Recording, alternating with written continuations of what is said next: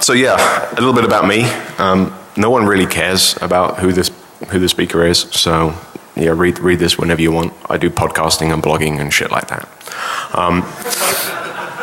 I am a firm believer in the wisest man is he that he knows nothing. I am not an expert, and I'm quite happy to admit that I know absolutely nothing. I kind of like edge case stuff. It's kind of, it's freaky. Most people are like, it's just an edge case, no one really cares. But the edge case stuff, the freaky stuff, the weird stuff kind of really interests me. It makes me think, that's really cool, I should really dive into that. So this is part of the edge case stuff that people really don't give a shit about, but apparently all you guys do, otherwise you wouldn't have woken up early to come and see this. So I'm going to start with a quick warning. This presentation, it contains numbers and jokes and traces of peanuts. Who's ever seen me give a talk before? So if you had, you wouldn't be here, but yeah. So yeah, everyone who's seen me give a talk before, I'm sorry, I use the same jokes every time. So just laugh when everyone else does. Not you, Ed, you have to stay. Yeah. So I'm going to give everyone the TLDR on what I'm going to be talking about today. The goal of this talk is to describe the defensive uses of HTTP status codes. That sounds really sexy, doesn't it? Yeah. This is an absolute must-see at DEFCON on a Sunday morning. So back to why are you guys awake again? I'm going to run through the what, the why, the how, the goals, and then we're going to bring it together and we're going to review what we've covered. So I'm going to try and run through this reasonably fast so that I can get everything in. So let's start with the what. Okay, so HTTP status code. So who's never seen an HTTP status code? Yeah, okay, I thought so. So we know what an HTTP request looks like. We're picking out this specific section. This is the status code or the response code. The terms are interchangeable depending on how much you had to drink. It's like a really small little thing every time you make a request or every time you get an answer from a server. It comes with some kind of status code. Okay, no one really cares what they are. The browser doesn't really tell you what it is, but it's an important feature of the HTTP standard. What I'm going to show you is it's like a really small detail, but it's a really big impact. If you don't really pay attention to the status codes, then some bad things can seriously happen. So a little bit of history on HTTP status codes. There's an RFC. I'm sure everyone here has read that, right? I couldn't sleep last night. I thought maybe I should read the RFC again, but yeah, that didn't happen. So there's 5 main classes of responses. You get the 100, which is the informational stuff. You don't get to see that very much. You get the 200, which is most of the time success. Your web page is here. Here is the content. Thank you very much. Please go away. You get the 300, which is the redirect stuff. You get the 400, which means you fucked up. You get the 500, which means they fucked up. Simple as that, okay? There's also a wonderful RFC, and this one's actually worth reading, for the 700 codes by John Barton. If you go to his GitHub page, there's an entire section. I like the meh. I am not a teapot. I specifically like this one. Fucking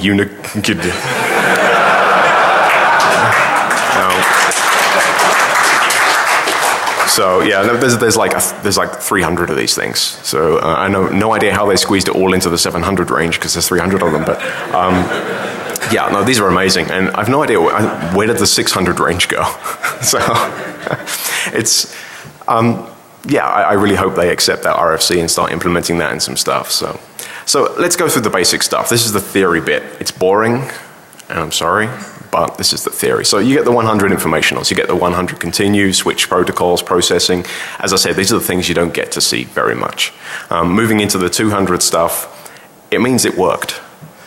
It means it understood. So you're getting a 200 OK, which is most of the web is returning a 200 OK. You also get some weird stuff that you don't get to see very much, like 204 no content. It's like, great, thanks for the header. There's also some interesting stuff that isn't supported by Apache. But yeah, low on storage space. I've never seen that one returned by a server, but I'd really like it. But they're not supported by Apache, so Gesundheit. You get the 300 redirection stuff. So most people know what a 301 is, what a 302 is. 300, you don't get to see very much. Multiple choices. What is it? It's like an exam. They give you like tick boxes or something. 304 not modified as well is something you see quite a lot if you're looking at the way data flows backwards and forwards. You also get some weird stuff that isn't used anymore, like switch proxy. That sounds like fun. Use proxy is also interesting. If you return a proxy setting in the location header, it says, oh, you should use this proxy for your communications. I'm sure no one would use that for malicious purposes in any way. So moving on to the 400, which is the you fucked up section. So forbidden, unauthorized, usual stuff. 404 not found being quite a reasonable response for I search on random crap on the internet. And then you get some interesting stuff. I quite like the 407 proxy authentication required. Okay, I'll talk a little bit more about that later on. There's some interesting ways to do some malicious stuff with that. This is a long list. I quite like the 418, I'm a teapot. It's only on April Fool's, and quite a lot of web servers don't implement it, but this is interesting. You know, it's like, I am indeed a teapot. Moving into the 500 stuff, internal server error, which is unfortunately used quite a lot for SQL injection. Oh, I got a 500 error, that must be a SQL injection trigger. You don't get to see it very much if you're not abusing websites. It's still, you know, it's interesting. So wow, that's a lot of fucking numbers. All right, so everyone here knows every single HTTP response code now, right? Great. I don't have to talk about them anymore. So why are we doing this? Okay, it started off as a little idea. I read a couple of books. I do that on occasion. I don't know if any of the authors are in the room. If so, I'm really sorry. I'm plagiarizing your work. And I started to have a little think, what can we do with that? We can do some interesting stuff with scanners. And screwing with script kiddies is a hobby, should we say. It's more of a life calling. You know, and that sounds like fun. That sounds like something I want to do at a weekend. And I started to look around, and there's a guy that everyone follows on Twitter, right? The Gruk, who's not here because he's drunk. Well, he should be. He said in one of his quotes, stop dismissing obscurity as a security feature because unpredictability in your defense works to your advantage. Well, that's great. I mean, we can increase attacker costs being unpredictable. And we can waste attacker time. Okay, we can say that, you know, an attacker is going to waste 3 hours attacking a website that should take 15 minutes. Okay, why should we just stand there and let someone smash us in the face? You know, we should be more active on our defense. So there's some prior art. I kind of looked around. I was trying to find who else has talked about this stuff before, because in my mind this was just obvious stuff. I was like, someone's bound to have already implemented this stuff. There was a 2004 talk by Haroon Mir and the guys at SensePost, where they mentioned using HTTP status codes to slow down attackers. It was a one-line comment in a slide deck. That was it. I was like, okay, well, someone's mentioned it, so there must be more. There was an interesting paper by Gunter Olam, and I've probably totally mispronounced his name there. There's a PDF where he talks about stopping automated attack tools. I was like, okay, well, this must cover it. And he covers lots and lots of stuff, but he doesn't really dig deep into using HTTP status codes to do this stuff. So I carried on, and I was informed, should we say, of a mailing list comment where Ryan Barnett said that, well, maybe we can reply with a 503 with a retry after header.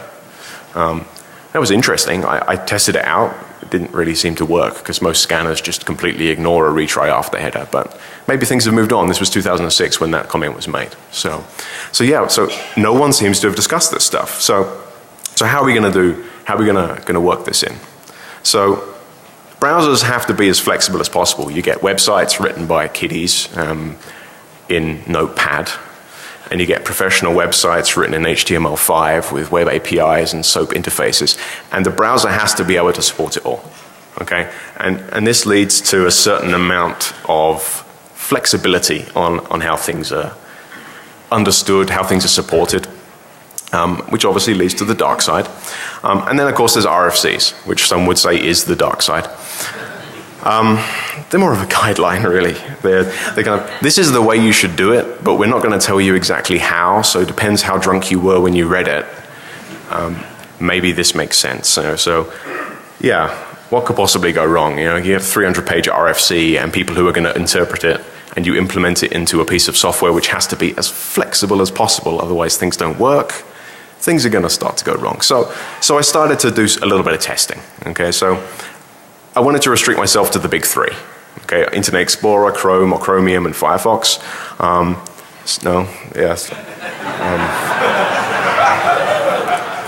Apparently Opera turned like really bad, or there's links, but who uses links? Yeah. Okay, there's like one guy who uses links. Yeah. Welcome to the 20th century. Yeah. So, and I wanted to take the easy option on testing, so I thought, okay, well, there's man-in-the-middle proxy. I don't know if anyone's used it. It's a Python-based system for man-in-the-middling HTTP connections. It allows you to set up this really interesting reverse proxy. It's all script-based, and it does all the work for you. You just write something like this in a script file. That's it. All this does is change every response code to a 200. Okay? That's easy. Even I can code that shit. Unfortunately, man-in-the-middle proxy tends to use up all of the memory you have on your machine. Even if you have 8 gigabytes of memory in your laptop.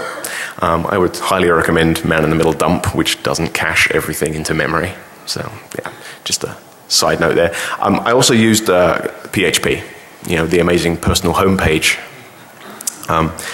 It allows you to set response codes, but there's some downsides. You can also prepend a file, which is going to allow you to set specific response codes or do some logic in the background. The problem is, if the web server says, no, this is an incorrect request, the PHP is never going to get to actually see the request, so you can't set response code. So you can do some interesting stuff. For testing, it's useful, but in production, it's not really going to be as useful as it could be. So I used a mishmash of Python and PHP for most of the testing. You don't need to write this down because I'll release all the slides afterwards, but simple testing of browsers, how things are supported. You just call a PHP page which sets the response code, you tell it what code in the URL, and you hope no one cross-site scripts your website. As simple as that. You get a response, you get the requested response code and the actual response code, because with PHP you can set that response code to 999 if you want, but Python is just going to say, Apache is just going to turn around and say, I don't know what that response code is.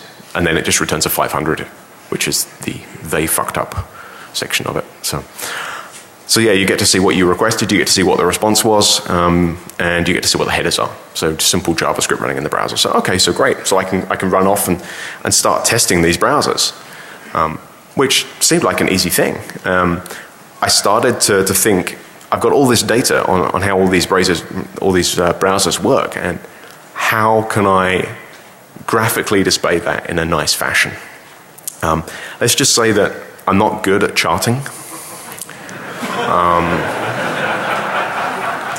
Sorry for the women in the room. Also, I'm trying to keep this even across the sexes. So I didn't really know how to display this. So I spoke to some guys who do visualization, and they were like, oh yeah, we can do this and we can do that. And it was just all shit. So what I ended up with was a table.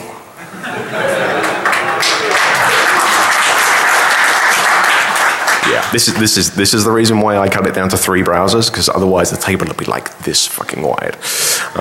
So yeah, there's a full table online which I'll release after the talk, which has a lot of other browsers and scripting languages in it. But this is the core 3. So you start to see quite a lot of conformity in this section about how the browsers respond to things. So I ran it into 3 sections. So can you load HTML with a 100 response code? Well, you can, but nothing appears. It doesn't render anything. So the browser just doesn't support it. Unless it's an iframe with Chrome, in which case it tries to download it. Because I guess Chrome just likes to download shit. What's kind of interesting, if you have Chrome on an Android phone and you respond with a 100 code, it tries to download it, but it never finishes. So you have to restart your Android to get it to stop. Which is fun. I'm sure no one would fuck with that, yeah. So looking at this, you're like, okay, well, all the browsers are kind of mostly conform, except IE, obviously, which doesn't care about a 205 and just renders the stuff. It doesn't really care. You start to see some differences when you're looking at the 300 codes. For example, Firefox just doesn't load JavaScript if you respond with a 300 or a 301. IE pretty much just ignores everything if you respond with anything in the 300 range which isn't a redirection. But Chrome pretty much accepts everything because it just doesn't give a shit. It's the honey badger of browsers. Moving kind of into the 400 stuff, you start to see more conformity. Again, IE being the weird one. It just doesn't like loading iframes with weird response codes. And you see these at a time when it says 407 proxy. Basically, what that means is that Chrome, depending if you have a proxy set or not, will load it. So if you have a proxy, an HTTP proxy set, then Chrome will load the content when it's responded with a 407. If you don't, then it won't. Okay.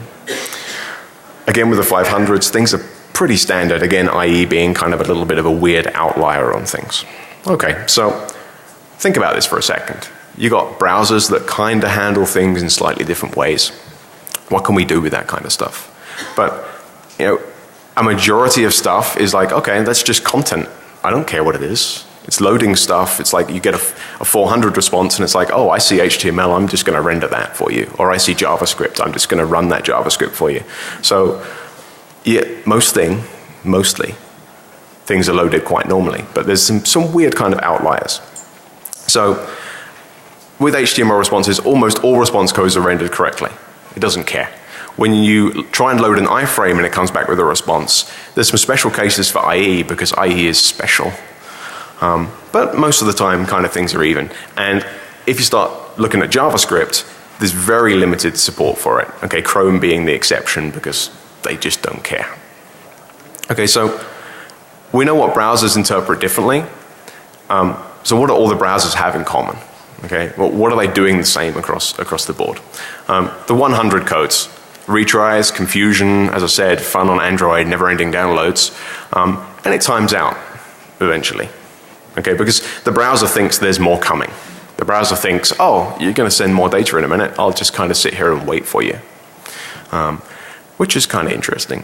The 200 codes, again, you get the no content or not modified. You just get headers saying, no, there's nothing here. So as you would expect, all the browsers just ignore any kind of content that you're responding because it doesn't expect there to actually be any content within those things. So what about headers? Okay, so RFCs quite a lot of the time in kind of a muddy language say, if you're responding with a 3XX response code, whether it's 301 or 302 or 303, there should be a location header, okay? It doesn't mean it has to. If you respond and you don't have a location header, it just kind of ignores the fact that it's meant to do a redirect and then renders whatever content you give it. Specifically, no location header, no redirect. This makes sense, okay, because you're responding with a 302, it's looking for the location header, it doesn't find one. Instead of just giving you an unhelpful error in your browser, it's just going to render what you returned and ignore. Simple as that, okay? So the 401 unauthorized as well, if you're not sending back a www authenticate header, it's not going to prompt you. Simple as that. So, and I mentioned previously about the 407 proxy authentication required, the way Chrome deals with it. Again, if you're not requesting the authentication, then it's never going to prompt you.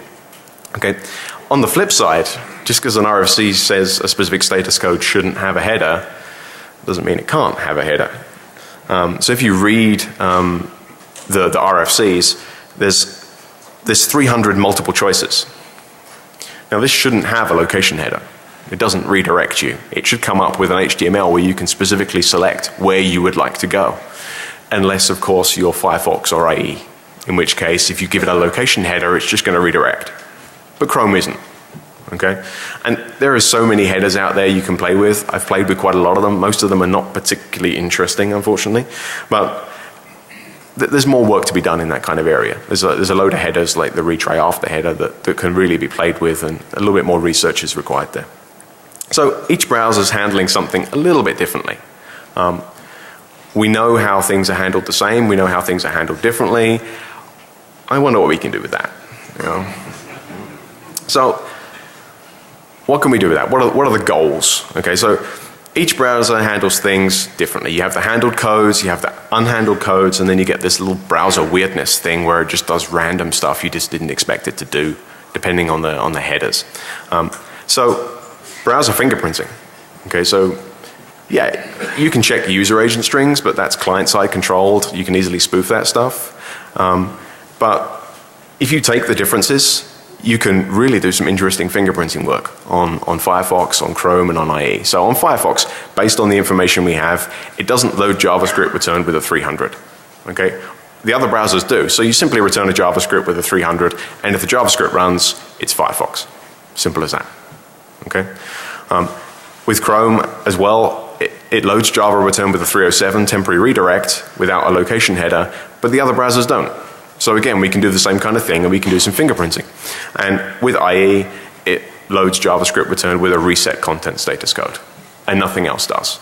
So if we can add all that stuff together, you can get a nice way of fingerprinting the main browsers without even bothering to look at the location header. Or you can use, the user agent header. Or you can use the user agent header and then specifically say, well, I'm going to check that by seeing how your browser really works. Okay, so I'm going to do a quick demo. Well, actually I lied. I'm going to run a quick video of a demo because I didn't want to connect to the network here. First talk. Yeah, so all this is doing is loading a PHP page and then running through and loading 3 individual pages. Cool. It then checks the responses, checks the JavaScript, and says, okay, so this JavaScript ran, this JavaScript didn't, so you must be using this specific browser. Okay, so if you zoom in, well, if I zoom in, there you go. So you can see the specific responses. You can see that it's loading an HTML. It's coming back with a 300, a 307, and a 205, which are the 3 specific response codes we talked about for the different browsers. It's then sending all of that stuff to a PHP page on the server, and the PHP page is returning and saying, okay, this is the specific browser. Okay, so obviously I'm returning back to the browser to display a pop-up to say this is the browser. In most cases, you're responding, you're sending it to the server, and then you're never responding back because I know I'm running IE. I have the little IE bar at the top. I don't need you to do a pop-up and tell me. But the server now knows exactly what kind of browser you're using. So if you're spoofing a user agent string, then I can say, okay, so user agent string says you're running Firefox, but you're actually running Chrome. That's suspicious. And that's something that we should be looking at. Okay. So there's various other options for fingerprinting. The specific option I selected was kind of the easiest option. There's various other stuff. There's a 300 redirect. There's a 400 iframe on an Internet Explorer. If you want to look at the proof of concept, if you go to c22.cc proof of concept fingerprint.html, it'll run the same example that I just ran, and you can look at the traffic and the code is available. I'll link to that at the end. So user agents can be spoofed. Okay, everyone knows that. Even script kiddies unfortunately know that. But browser traits are really hard. Okay, because your browser responds and does things in specific ways. Okay, so we've done that. We can fingerprint browsers. So what else can we do? Proxy detection. We specifically talked about the way Chrome handles things, and if you have an HTTP proxy set, you can specifically say, okay, I know they're using Chrome. I'm going to respond with a 407. If it loads the page, then they're using an HTTP proxy. Okay, there's unfortunately limitations here. It doesn't pick up with SOX proxies, but your average user isn't using a SOX proxy anyway. So it's a limited interest, but it's something that needs further testing. So again, as I said, all you do is respond with a 407 with a proxy authentication header or without a proxy authentication header, and if Chrome responds, then HTTP proxy is set. So while I was doing this research, I decided I was going to try a couple of different HTTP proxies, and one of the proxies I selected was Proxy.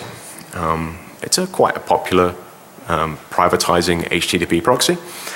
So I found while I was testing this, if you respond with so your web server, you go to my web server, you respond with a 407 proxy authentication required, you get the pop-up in your browser.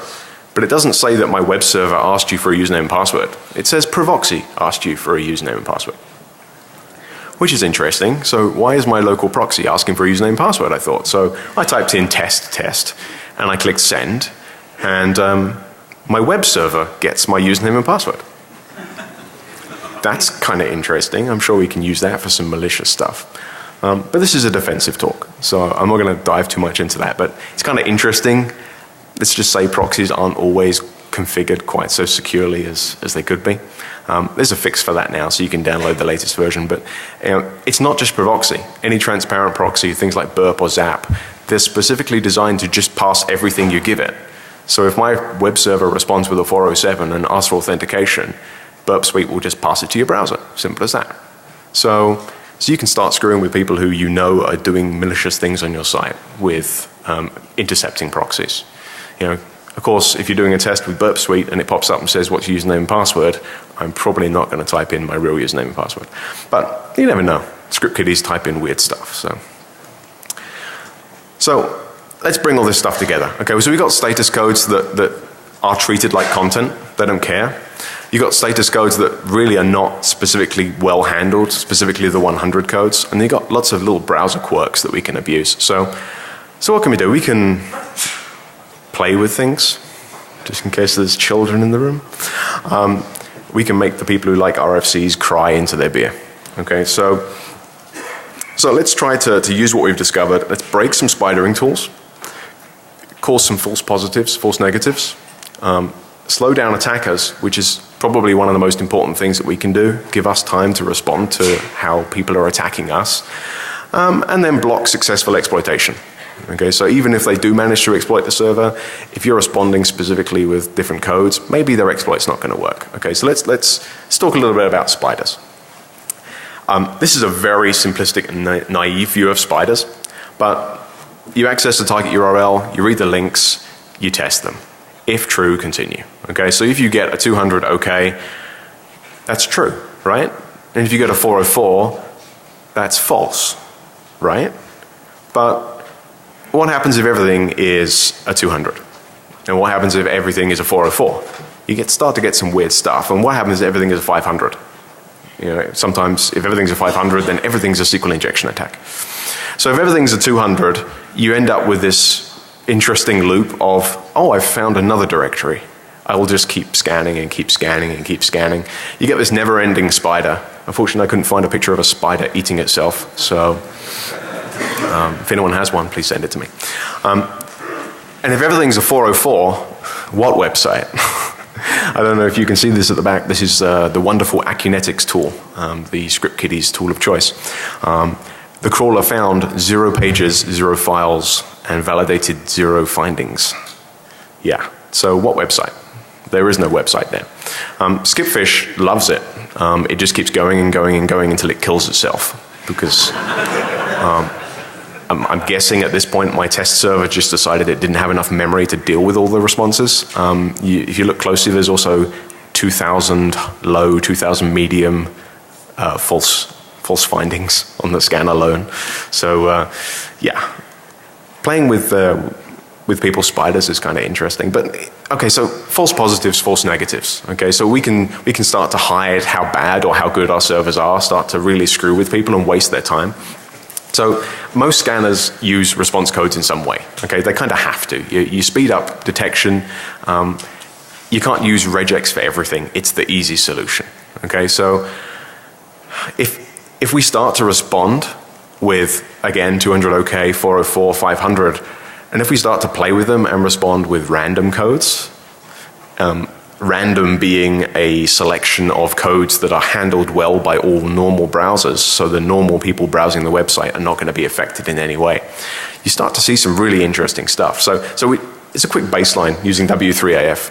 I didn't particularly pick on these people, it just happens to be an interesting baseline. So a standard baseline for my test system was 79 informational points, 65 vulnerabilities, no shells, which kind of makes me a sad panda, but no shells. And it took an hour and 37 minutes to do a scan. Okay, so if everything responds with a 200 OK, you still get everything. Okay, so we're not winning on the false positives and false negatives. It takes you 9 hours to run the scan, which is kind of interesting. It lets us win time, but it's not really working. So a 200 OK isn't really going to do what we need it to do. So if everything's a 404, it's a lot quicker to do the scan because you're not finding everything, but it's missing a majority of the information points and a majority of the vulnerabilities. Okay, so you're starting to see some interesting stuff. If we start responding with weird codes, they don't find everything. Okay, that's interesting. If you respond with everything with a 500, wow. False positives. If it's a 500, like I said, it's SQL injection, okay? 9,000 informational points. Try digging through that report, you know? 9,000 confirmed vulnerabilities. I could just see that pen test report, sorry, that vulnerability analysis. That's going to be about 1,000 pages long. It's like, oh no, we found all this stuff. We have IIS vulnerabilities and this and that. It's an Apache server, but we still have all of these IIS vulnerabilities. So, is there any people who use Nessus in the room? No, okay. So if we start using random status codes, okay, I did multiple runs of this to make sure that I'm getting accurate, because if it's being random, maybe I just had a bad run. So it averaged out as giving you a reasonable amount of false positives. And it took less time to run the scan. What I found interesting on this was that a majority of the things that it did find, it didn't find the real vulnerabilities, it just found weird stuff. So even though it found more vulnerabilities and you get lots of false positives, they're pretty much all false positives. So the real stuff just doesn't get found at all, okay? So, and skipfish and random, wow. It doesn't like random. Let's just say skipfish is particularly picky about it. So the first scan time took 10 hours and the second scan time took 4 seconds. Yeah, and then again 16 hours. I ran it about 5 times and it would just randomly flick between times. So skipfish is a wonderful denial of service tool for web applications. I think in my proxy it sent like 33,000 requests inside 5-6 minutes. It was just, yeah, it'll pretty much take down everything. So we're not really slowing attackers down. Okay, so what can we do to slow the attackers down? Well, what's our WAF really doing at the moment? Okay, a standard WAF, again, a naive view, oh my God, I'm being attacked, block or return an error, whether or not that's a 403, a 500, or a 404, or a 200 with a nice message telling them to piss off. Profit? There's no profit there. Okay, for us as defenders, with my defender hat on, we've won nothing. All we've done is blocked an IP address or blocked an attack. They come back with an obfuscation, we bypass it, game over, okay? So why are we doing that? Okay, remember this big list of status codes that browsers don't handle very well? Specifically the 100 stuff? Well, scanners don't like them either. Surprising there, you know, because a scanner thinks it's going to be a browser. It's trying to do everything that a browser does. So looking at the 100 codes, we can start to really screw with stuff. So does anyone remember the Librea tar pit? Yeah, I know you remember, yeah. So it should be Tom Liston, not Tim Liston. Apologies, Tim. So it was originally designed to slow the spread of code red, and it slows down attackers. I mean, this was a great idea. Did we forget that this was a great idea? Did we think that, okay, well, it's been done now, we can just forget about it? In our drive to kind of find new and interesting research, it's been done once, so we should just ignore it for the rest of time? So I had this interesting idea. How about an HTTP tar pit? Okay? People have probably talked about this 1,000 times before, but, you know, it was interesting to me. Whoa.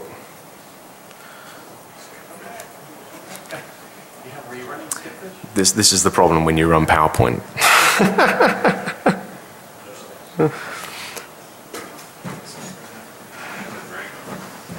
Drink. Oh.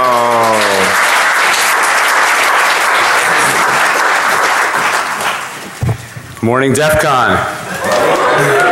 It's Sunday morning. You know what that means? Drink. That's right. So a round of applause for our first-time speaker. How's he doing so far? Doing okay?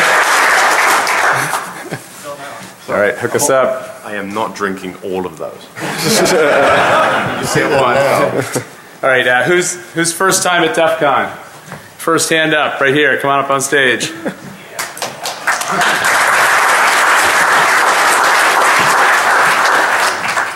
If it's Sunday morning, that means this is the hardcore, right? Right here. You guys all got up. Good job.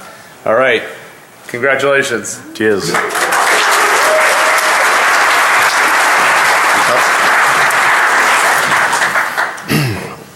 Oh, that reminds me of last night. So where was I?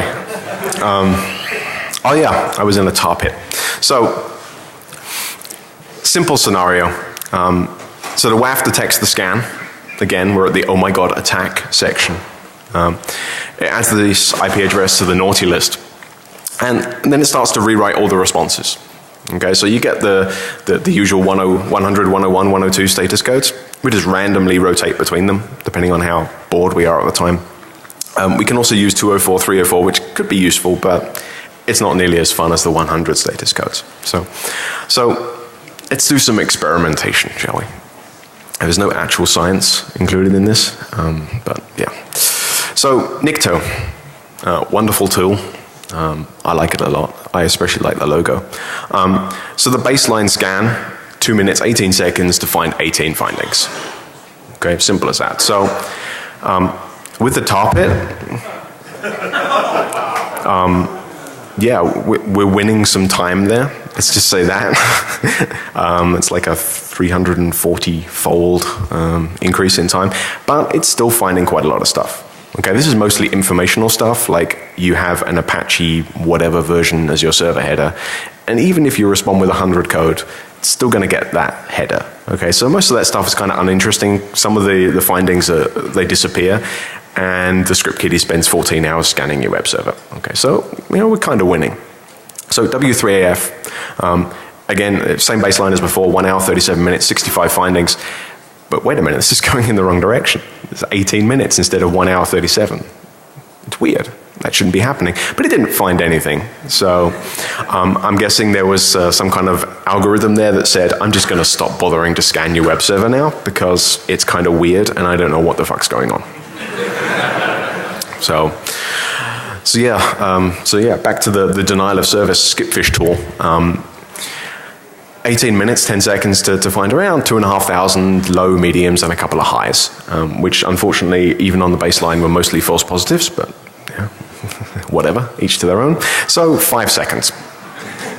Again, we're going in the wrong direction, okay, but there was no lows, and there was no mediums, and there was only 3 highs. What I thought was interesting was the 3 highs that it found were not any of the 12 highs that it found previously. So not only false positives, but different false positives to the normal scan. So, okay, well, it's kind of doing weird stuff, and we like weird stuff because we're mucking around with automated scanners and we're screwing with script kiddies, so random is good. So, Akinetics, as I said before, the script kiddie tool of choice. So you get a 1 hour scan, it's quite reasonable, with a huge amount of informational stuff that you probably don't care about. And again, we're going in the wrong direction, and this HTTP target should be slowing stuff down, but it's making stuff faster depending on what scanner you're using. But again, okay, that's an interesting ratio of complete false negatives. So it's just not finding stuff. So some of these scanners are just like, okay, now this web server is just playing silly buggers. I'm just going to stop bothering to scan it at all. But what's interesting, it doesn't tell you that it's just going to give up. It just says, I'm finished. It just says, no, I'm done. So what do we find? So you can slow down some scanners, things like Nikto.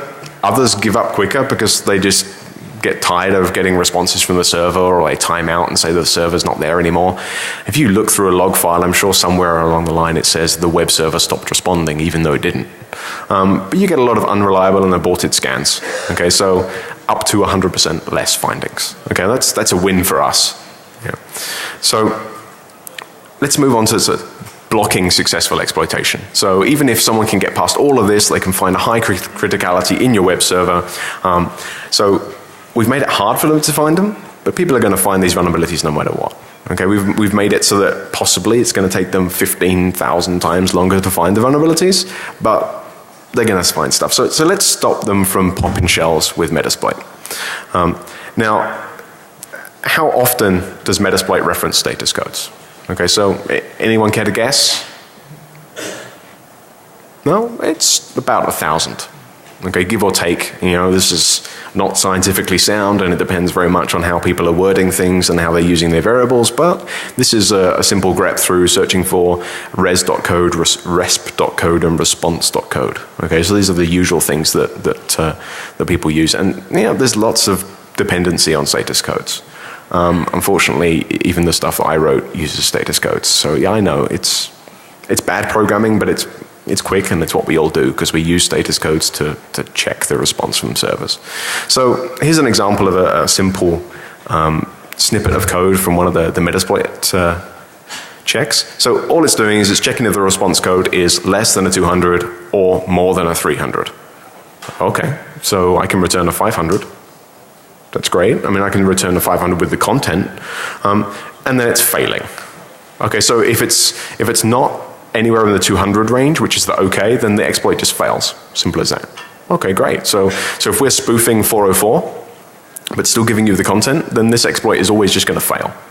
And if you're good enough to go in and edit the code and change things and you really know what's going on, then you're not really the target of this talk. Okay, we're targeting script kiddies who know absolutely nothing. All they know how to do is run the code, and if it doesn't work, they just cry in a corner. Interesting side effect, if it is a 401, it just starts to print out the response headers like the www authenticate or the authentication header. Of course, as we mentioned before, we don't need to send those headers. So what happens if you don't send those headers? You start to get errors within Metasploit because it's trying to print out stuff that it shouldn't really, should be there, but it's actually a nil value because we haven't actually set it at all because we haven't provided it. So that's an interesting side effect. So no match, no shell. Okay? No cookie for you. Simple as that. So quickly running through what we've talked about here. Okay, so we can use status codes to our benefit. It's fun. It's useful. And we can slow people down with it. But browsers can be quirky, so we need to do it in specific ways. And scanners and attack toolkits are, they're set in their ways. This is the way we did it in 1990, and god damn it, this is the way we're going to do it in 2013. Get off my lawn.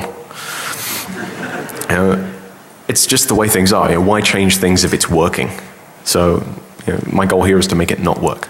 WAFs need to seriously get more offensive about their defense, because they're being far too passive as far as I'm concerned. Okay, so just blocking a request, providing a snazzy little ASCII art that tells people to go and scan someone else's web server, it's great and it's fun, but it's not really going to help us. And I'm not talking hacking back. I don't want to start hacking people, and well, actually I do. I don't want to start hacking back people who attack my web servers. But I want to be more active in fighting back and saying to people that this is not right. If you're scanning my server, I'm going to screw with you, and I'm going to screw with you until you cry. It's just the way things down. So slowing attackers down is good. Making life harder for skiddies is absolutely priceless. I should have put the MasterCard logo on that. So current tools are very much the same as APT. Yeah, I said that. They are adequate and they do what they do, and until someone fights back and says this is not good enough anymore, then they're just going to keep doing what they're doing. Simple as that. So they're only advanced as they need to be. Okay, it's just like people attacking you. If they can get you with a phishing attack, then why would I bother wasting a 0 day on you? Simple as that. And I think this is the key to this entire talk. Screwing with script kiddies is fun. I've had this running on my web server for a while now, and just checking the logs, it's absolutely hilarious the amount of automated scans that hit your web server searching for like Tim Thumb, and how long it takes them to finish just a simple scan of your web server. Just checking your logs, they spend days just scanning your web server for random stuff. So how can people implement this? Okay, there's no point in me talking about this stuff if we don't know how we can implement this stuff. So let's talk about the ghetto option. We can implement it using PHP. Okay, it's the lowest common denominator. People probably wrote it in Notepad, but that's life. So you can auto-prepend a PHP file to say randomize the response code within a specific section of response codes that are supported by the browsers. But again, we're limited by resources that are PHP handled. So if your web server starts to error out because people are sending stuff that isn't to be expected, then the web server is going to respond back. So there's limited functionality there. There's man-in-the-middle dump. Again, man-in-the-middle proxy, as I said at the beginning, it's a real memory hog. It will just use everything you've got. So if you put man-in-the-middle dump as a reverse proxy in front of your web server, you can have some simple scripts that are just going to change the response codes. Okay, that works, it works. But it's not the best solution. Okay, so what's this enterprise approved solution? So everyone knows Nginx, right? It's like Apache but better. It's a usable implementation. Nginx is used quite often as a reverse proxy. And if you use something like Nginx Lua, you can write some interesting scripts that are going to change the response codes that are going out of Nginx. Okay?